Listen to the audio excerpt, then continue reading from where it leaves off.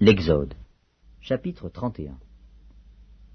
L'Éternel parla à Moïse et dit : Sache que j'ai choisi Betsalel, fils d'Uri, fils de Hur, de la tribu de Juda. Je l'ai rempli de l'Esprit de Dieu, de sagesse, d'intelligence et de savoir pour toutes sortes d'ouvrages.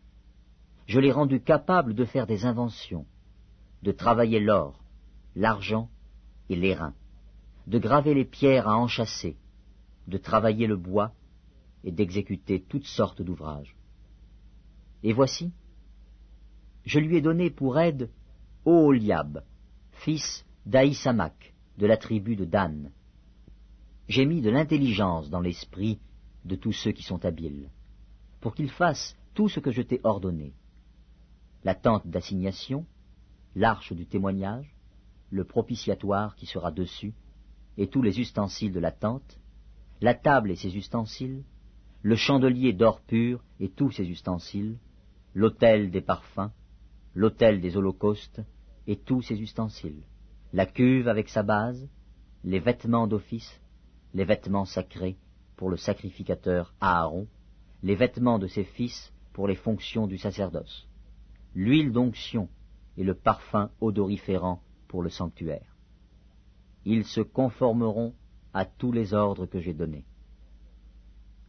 L'Éternel parla à Moïse et dit : Parle aux enfants d'Israël et dis-leur : Vous ne manquerez pas d'observer mes sabbats, car ce sera entre moi et vous, et parmi vos descendants, un signe auquel on connaîtra que je suis l'Éternel qui vous sanctifie.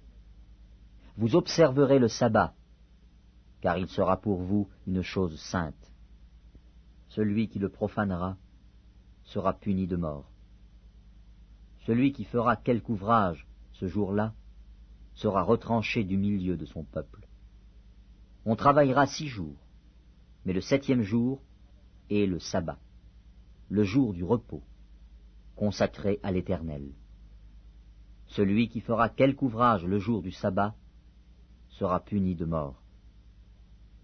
Les enfants d'Israël observeront le sabbat, en le célébrant, eux et leurs descendants, comme une alliance perpétuelle.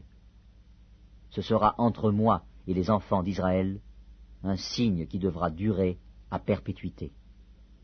Car, en 6 jours, l'Éternel a fait les cieux et la terre, et le 7e jour, il a cessé son œuvre, et il s'est reposé.